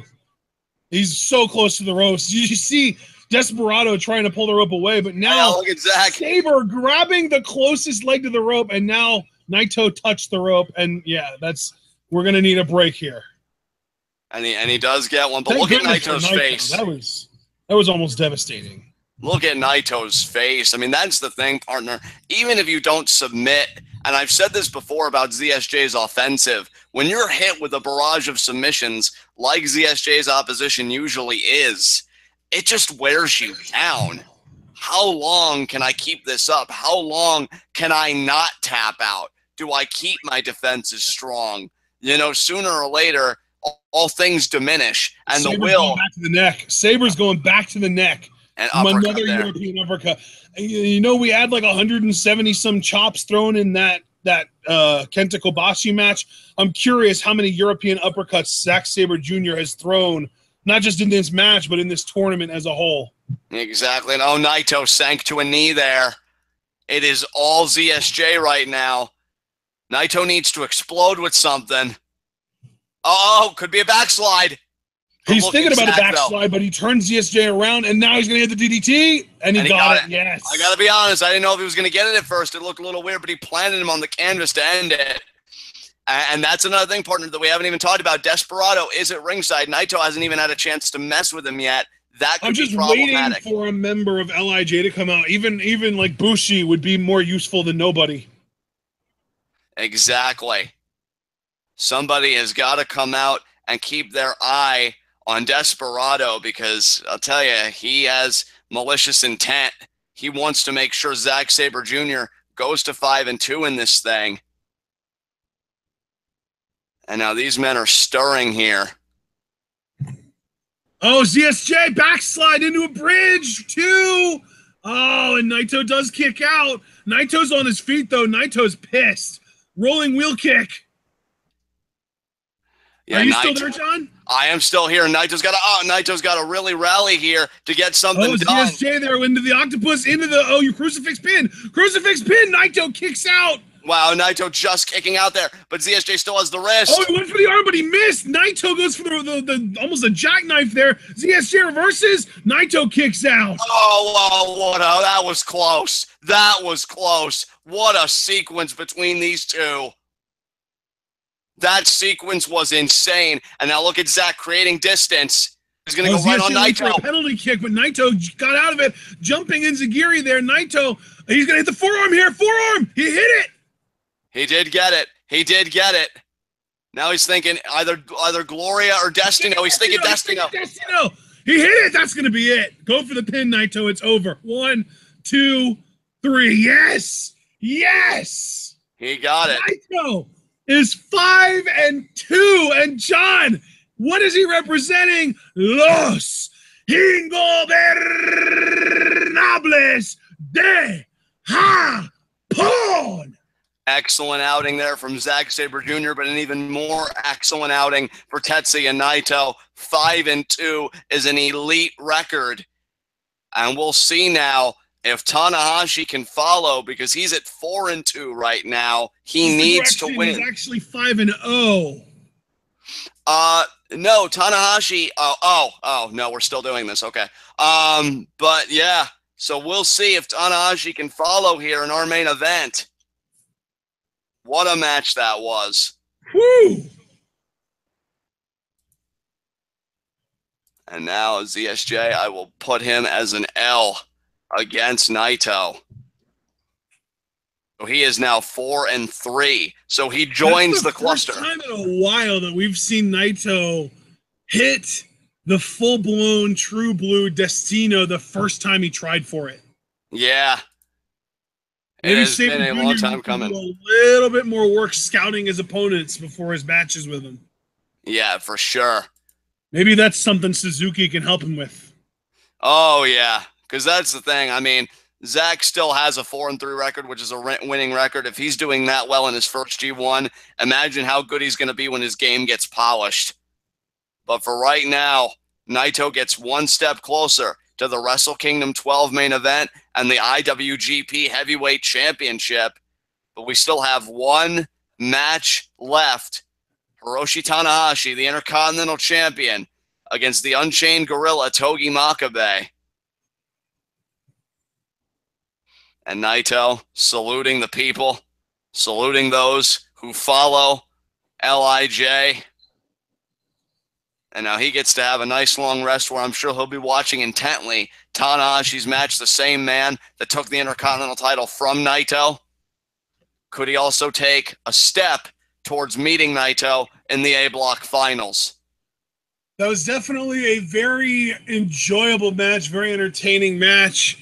And interestingly enough, John, I don't know if we're going to get like a 30-minute time limit draw or if Tanahashi is going to end up picking up a big win and celebrating for a half hour. But we've got a good 45 minutes left on this show and only one match left. So it's going to be a very interesting bout to be able to watch here coming up between Tanahashi and Makabe. For sure. I'm very curious how this bout will shake out. Again, you know, if you're Makabe, you're looking to join that 4-3 cluster because you're sitting at 500. If you're Tanahashi, you're not looking to join any groups. You're looking to join the elite. You're looking to join Naito at that 5-2 record. So we'll see if Tanahashi can get it done. Do we have any other competitors at 5-2 right now, or is it just Naito by himself? It should be Naito by himself right now, and Tanahashi could potentially join him. Yeah, because the only other performers that have been 4-2 prior to Naito and Tanahashi were Zack Sabre Jr., who Naito just beat, and Ishii, who lost to Fale. So, yeah, it's going to be Naito by himself unless Tanahashi wins, in which case it's just going to be those guys at the top of this block. Exactly. And there you see the Unchained Gorilla himself, Togi Makabe. It's interesting because his whatever song he uses for a theme always gets blocked by copyright or something, and we can't actually hear anything during his entrances because New Japan has to edit it out. It is quite a shame, but I will say this, Makabe looking very focused. He understands the great opportunity that lies before him. He wins, he goes to 4-3, and also gets a future Intercontinental Championship match. But if he loses, we could say Makabe is mathematically eliminated, right? Or no? He is currently 3-3, and he would be going to 3-4. So yes. All right. So that's and just actually, it. now that I think about it, with Naito winning, Goto beat YOSHI-HASHI, right? Yeah. Yeah. So that's actually Naito being 5-2 doesn't actually mathematically eliminate anybody that wasn't already mathematically eliminated yet, because Ibushi, Ishii, Fale, and Goto are all 4-3, so they're all still only one match behind Naito. Yeah, and ZSJ, because ZSJ does. And that's right, and ZSJ. Yeah, so we've got 5 guys right now at 4-3. One guy at 5-2, a couple guys that were already mathematically eliminated coming into today, and now we're going to find out here if Tanahashi and Makabe join the 4-3 ranks. That makes things more interesting. But if Tanahashi does beat Makabe, that will mathematically eliminate Makabe, because then not Tanahashi and Naito would both be 5-2 with the minimum amount of points either one of them could possibly end this tournament with being 11, because they do face each other, which means one of them is either guaranteed a win or they're both guaranteed a 1 point each from a tie, and Makabe would not be able to get more than 10 points in this tournament if he loses this match. Right. So, yeah, really, yeah, Tanahashi, this is either going to make things very interesting and just increase the number of 4-3 competitors by 2, or if Tanahashi does win, it will mathematically eliminate Togi Makabe. And now Tanahashi There's a lot riding on this match, man. There's a lot riding on it. Absolutely. And again, like we said, a lot of intrigue in the A block, and that intrigue continues here in our main event of day 13, Tanahashi versus Makabe. And Tanahashi, you've called him sadistic. You've called him a psychopath. And Makabe better be ready for that. I mean, the thing is, like, he's a nice guy outside of the ring. He's a really good person, and he's a great ambassador for New Japan, but when he gets inside those ropes, he becomes vicious. He becomes, I mean, we've already pointed it out, he becomes kind of a sadistic psychopath because he's really just, all he really is interested in is inflicting pain on his opponents, and however much it takes to win is the amount that he's willing to inflict. Exactly. And that's the thing. And that's what I got to commend about Tanahashi. Even though he is the old ace, even though he's main evented countless Wrestle Kingdoms and held the IWGP Heavyweight title on multiple occasions, he's still hungry. He's still hungry to do more. He doesn't feel like his legacy's finished. Playing that air guitar, are you going to throw it into the crowd or are you going to just drop it? He just dropped it. Come on, Tanahashi, don't drop it. And now we might be getting a Greco-Roman knuckle lock here. There are people in the crowd that would have loved to have that air guitar. I know. You could just feel the collective deprivation of this arena here tonight, missing out on that experience. It's like air being let out of a balloon all at once. Now, nice side headlock there by Tanahashi. Makabe, though, going to be very conservative. Just push Tanahashi off. Nice shoulder block there. Another shoulder block there. And Makabe now in control, imposing his will on the situation. And Makabe, like you said, a lot riding on this, especially for Togi Makabe. Oh, Tanahashi side headlock here. Is Makabe going to try and shoot him off? And is Tanahashi going to let him? No, Tanahashi's not going to let him. Tanahashi keeps a hold of that side headlock. Makabe is going to need to find a little bit more of a creative way out of it. Oh, he shot him in the corner there. Tanahashi back elbow. Tanahashi goes up to the top, and we've got already a springboard crossbody from Tanahashi. Running in, drop kick there to Makabe. Makabe needs to take a break here. Rolls out of the ring. Makabe does need to get a breather. He's going to try and find refuge somewhere, but Tanahashi won't let him have it. Slingshot crossbody. Tanahashi won't let him have it. That crossbody was beautiful. That was, I mean, you might have noticed he actually did do like the hand and feet motion there as if it was a frog splash. That might have been a slingshot high fly flow. Yeah, very well might have been. But oh, Makabe there sending Tanahashi's back into the guardrail there. Yep. And now Makabe, what a forearm to the face of Tanahashi. Makabe not to be bullied here. And another forearm there. But I'll tell you, Makabe, you better protect your legs, because if Tanahashi singles one of them out, it's going to be very difficult to plant for those forearms. It's going to be difficult to scale the ropes for your King Kong knee drop. You have a lot riding on being able to protect your legs. Another forearm there and another shot right to the head and face. You're definitely ahead of me again, John. I don't know how that keeps happening. I don't know how that happened either, partner. Let me do a quick pause play here. Tanahashi charging. There's a lariat from Makabe. I think I did it at the perfect time because I too just saw that lariat. Tanahashi favoring the back of his head and neck. Yeah.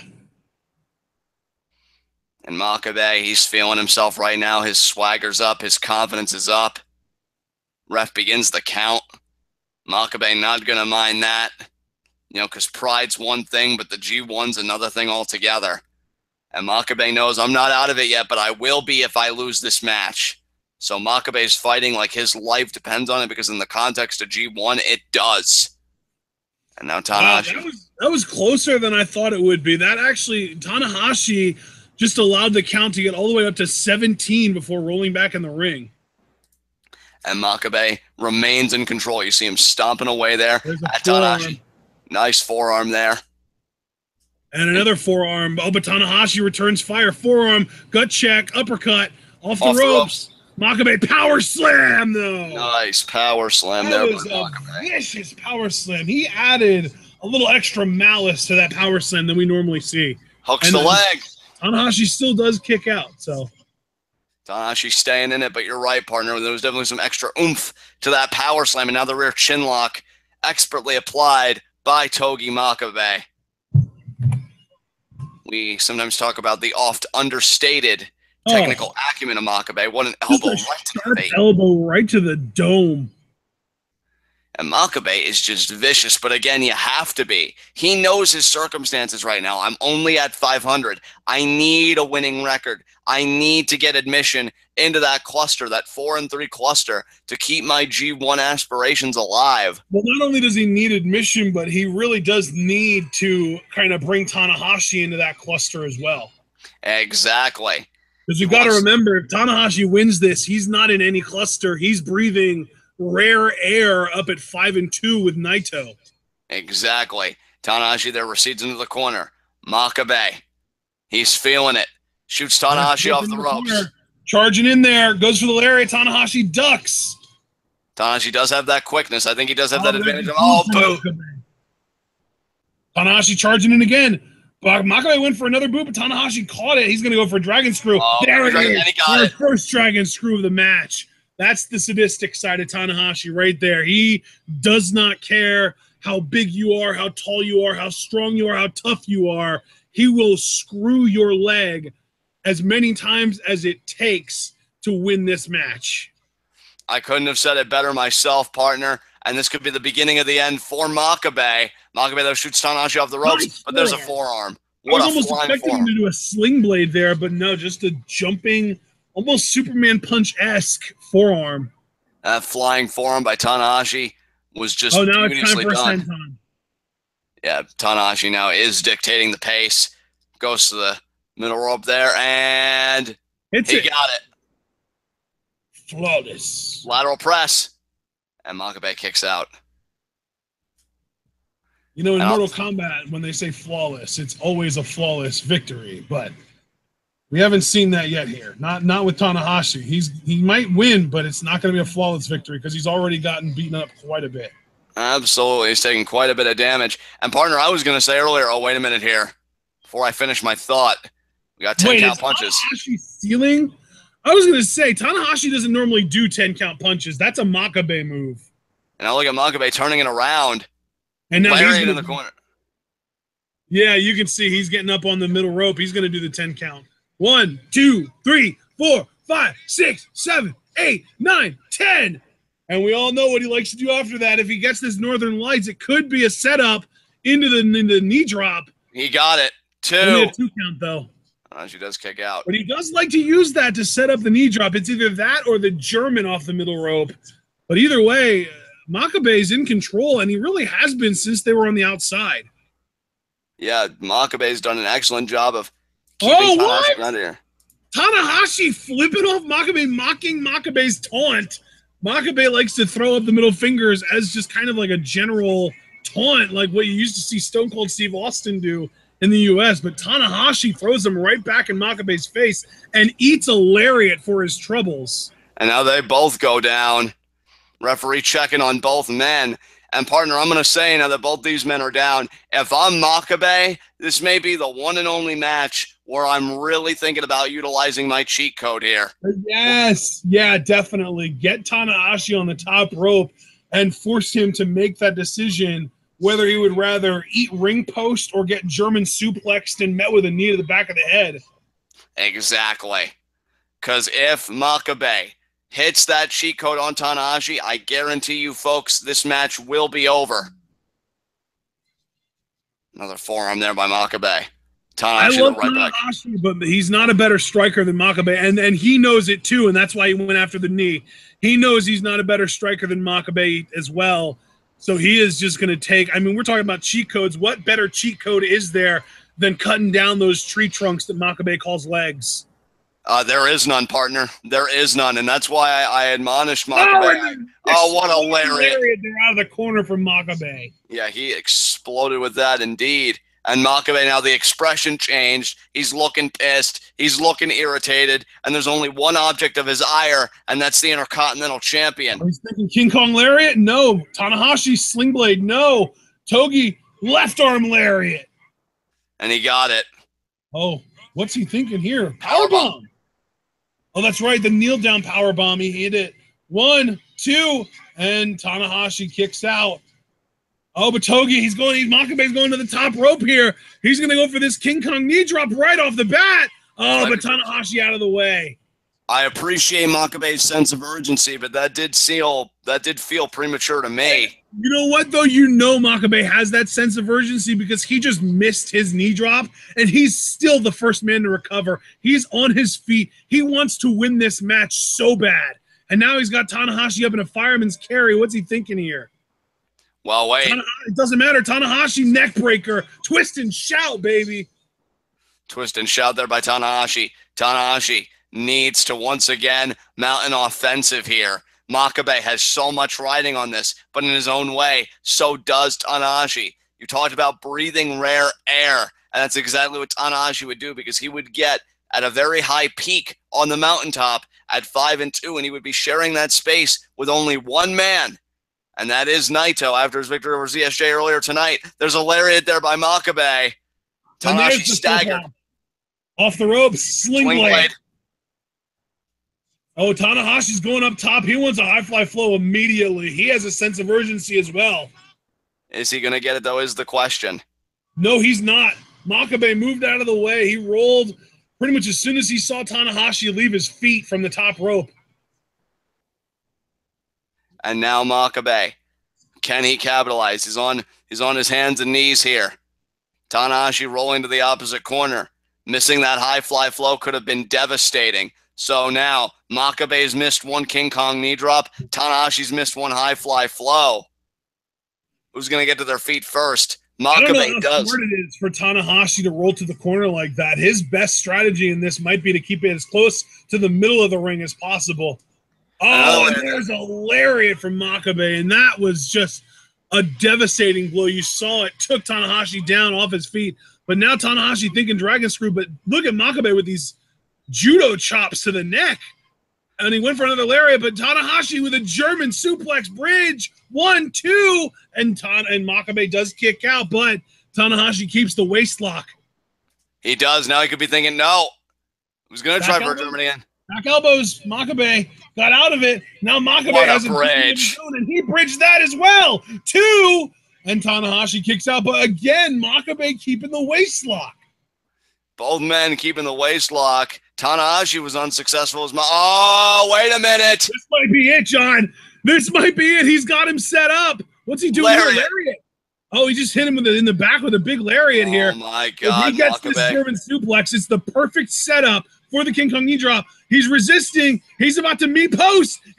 No, he resisted that as well. Of course, Tanahashi, of all people, has the counter to the cheat code. Oh, and wait a minute here. German. Is he going to get it? No.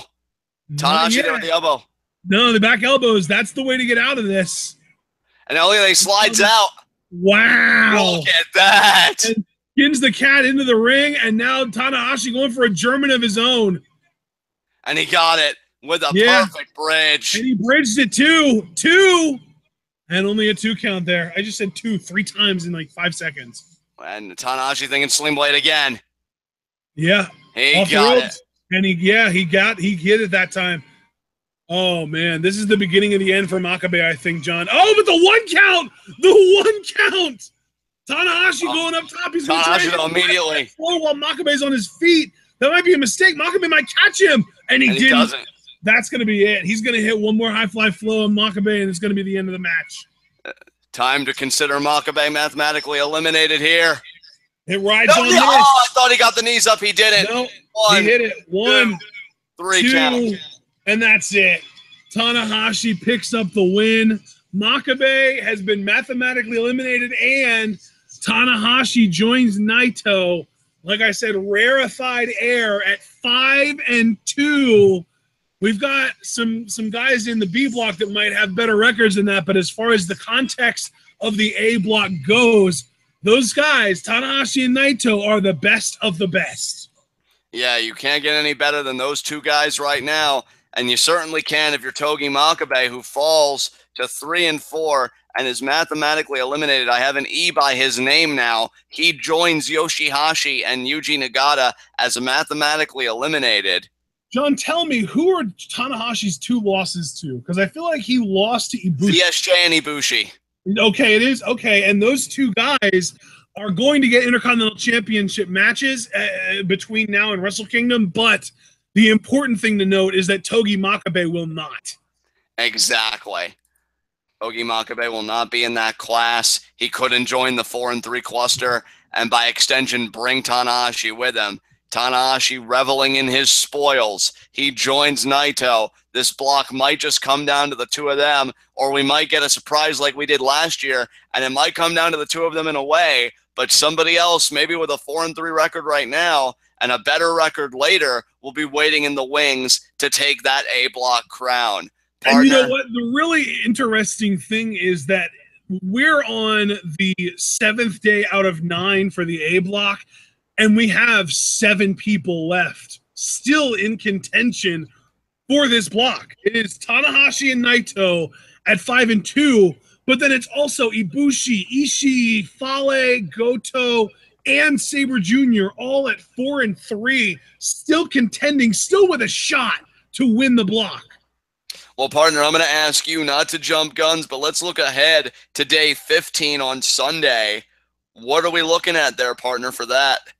Oh, day 15 on Sunday, we have got, oh yeah, this is going to be good. Because remember, I've been talking about the August 6th show for a while because of the fact that we've got Tanahashi versus Ishii on that show. That match is going to be huge. We've seen Ishii in emergency mode where he knows that his back is up against a wall and he needs to either win or he's eliminated. We saw it last year between him and Okada. We saw it earlier this year against Naito. And now we're going to see it again against Tanahashi. That might end up being a match of the year candidate. Our other 4 matches, though, we've got Zack Sabre Jr. versus Nagata. We've got Ibushi versus YOSHI-HASHI. We've got Goto versus Fale. That's an intriguing match. And the Naito match is going to be Makabe. So really, we've got Makabe, YOSHI-HASHI, and Nagata all trying to play spoiler, trying to damage the records of Ibushi, Sabre, and Naito. Goto and Fale are essentially fighting for survival in this block, because if one of those guys does lose, well, I shouldn't say if, when one of those guys loses, the loser of that match is, I believe, going to end up mathematically eliminated.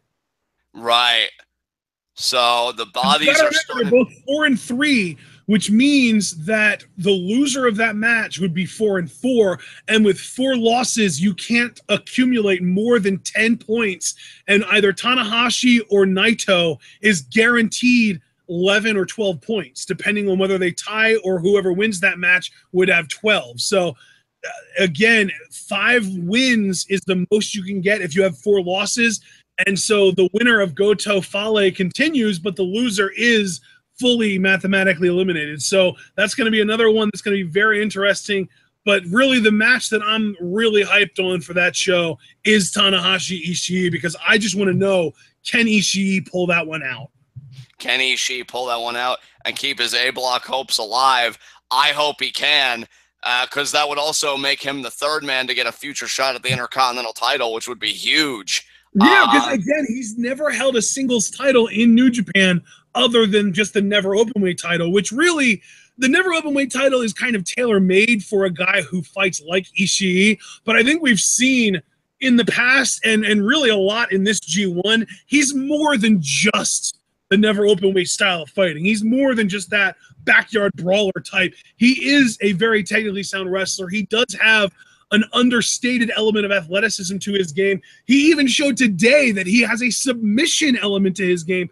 I think Ishii needs to be given opportunities at titles other than the Never Openweight Championship.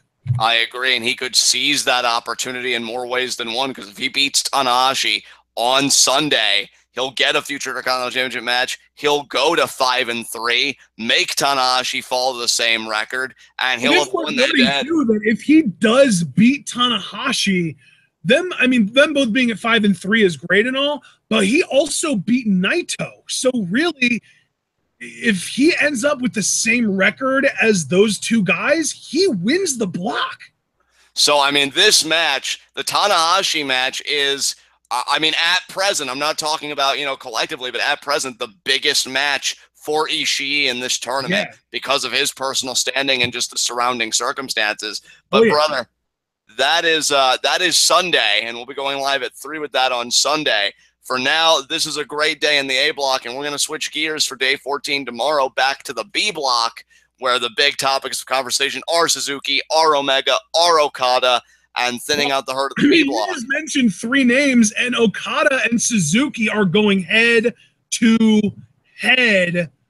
Oh, I'm sorry. That's actually on Tuesday. That's not tomorrow. But tomorrow we do have Okada Evil. Suzuki is facing Elgin. Kojima versus Sonata. Tama Tonga versus Toru Yano. And Omega facing off with the only guy in the B block I haven't mentioned yet, Juice Robinson. So it's going to be an interesting slate tomorrow. But Sunday and then Tuesday are going to be really interesting. And then, of course, we do have Wednesday and Thursday off, but then Friday, Saturday, and then the finals on Sunday is going to be absolutely incredible. Absolutely, partner. I cannot wait.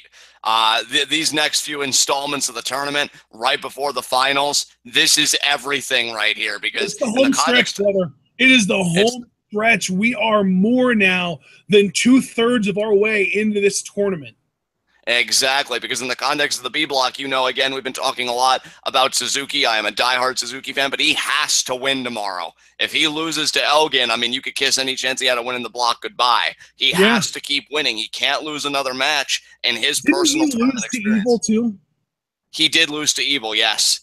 Yeah, so he has to win, and he is in sort of an awkward position where he also needs to root for Evil to beat Okada, because again, Okada is 6-0, and if Okada goes to 7-2, there's still a chance that Suzuki could beat Okada, have the head-to-head victory. They end up with the same record, and Suzuki wins the block. But it's still, the odds are not great, because really Suzuki needs some help in order to win the block. Yeah, he does. He does. His destiny is not wholly in his own hands. No, the only guys right now whose destinies are in their own respective hands in the B block are Okada and Omega, which nobody's surprised by. Exactly. But that will be Saturday. We'll shift gears then. For now, my closing remarks are this. What an exemplary day yet again for the A block. The bodies are starting to fall. The pieces are starting to come together. And our Wrestle Kingdom 12 main event is slowly, agonizingly beginning to take shape. What a great day this was. And partner, I'm going to let you take us home. I gotta say, I really appreciate the structure of the A block. I really like that we had such a slow process of mathematical eliminations, with Nagata being eliminated first, then YOSHI-HASHI. Now today, as sad as it may be, Makabe being mathematically eliminated. We still have 7 guys in contention for the block. Meanwhile, in the B block, it really is a 5-man race with 2 guys ahead of the rest of those 5 in that pack. So it's really the A block. We don't have as high of a record as 6-0 or 5-1 with Omega, but that might just be because the A block has cannibalized itself because everyone is so good. Yeah, it really is a very, very competitive block, and it's one that's entirely up for grabs even now, even knowing that Naito and Tanahashi are leading the herd, and you've got this cluster of 4 and 3. That cluster could have somebody explode and propel themselves all the way in first place. We saw that happen, with Goto last year. So it's not unheard of. It's not an outlier, it has precedent, and we'll see what happens. And that's why both the A block and the B block intrigue me, because in one of those blocks, I just have a sinking feeling we're going to get an upset winner. In which block that's to be found is anybody's guess, but we shall see, partner. But until then, I'll see you guys again Saturday, and partner, you can take us home. Yeah, I mean, the really interesting thing, too, is that tomorrow begins Okada's path through hell, it seems like, because immediately we've got Okada versus Evil tomorrow, and then on Sunday we've got Okada versus Suzuki, and then on Friday or Saturday, I want to say Saturday, we've got Okada, or no, it would be Friday, I think. I don't know, but whatever the last day is for the B block, we've got Okada versus Omega 3, or is it 4? I don't even know anymore. It's 3. It's 3. So that's going to be insane. Okada's got 3 extremely difficult opponents left. We've got to really point out here, Okada's strength of opponent for the rest of his, they've got a combined record of 13-5. The rest of Okada's opponents so far in the B block, combined record of 13-5. That is insane. That is absolutely incredible for sure. So Okada's got a really tough block remaining, which is interesting because he's gotten here 6-0, really beating not all lower tier guys, but the only really strong victory he has on his slate so far is Sonata at 4-2 right now. Everyone else that he's beaten has 2 wins or fewer. So we're going to find out just how much better than everyone Okada is, or if he's just gotten lucky with structure of schedule here. Maybe Goto gave him a few favors. So it's going to be a lot of fun tomorrow, though, guys. Be sure to check out the description of this video. Remember to like the video if you enjoyed. Terry, comment what you thought of the show and our commentary, and maybe even what you think is going to happen for the rest of the tournament. Subscribe to the channel if you haven't already. And when you do, remember to click the little bell icon that pops up when you subscribe in order to get notified whenever we go live or upload a video. If you would like to support us, you can do so by either buying merchandise on our Teespring store or donating to our Patreon. It's only $3 a month, and you get exclusive access to the official patron Discord. It's a lot of fun. It's a really tight-knit community there. It's really enjoyable. Plus, that can accumulate, and you'll be able to afford to request live reactions and potentially, if you're interested, a live reaction review combo of any wrestling show that you want. Like our Facebook page, follow us both on Twitter, and of course, if you are on Reddit, check out the official Twitter subreddit. We will see you guys tomorrow afternoon for our Day 14 B Block English commentary. I'm sure it's going to be just as stellar as every day so far. And of course, you've got to remember to stay tuned.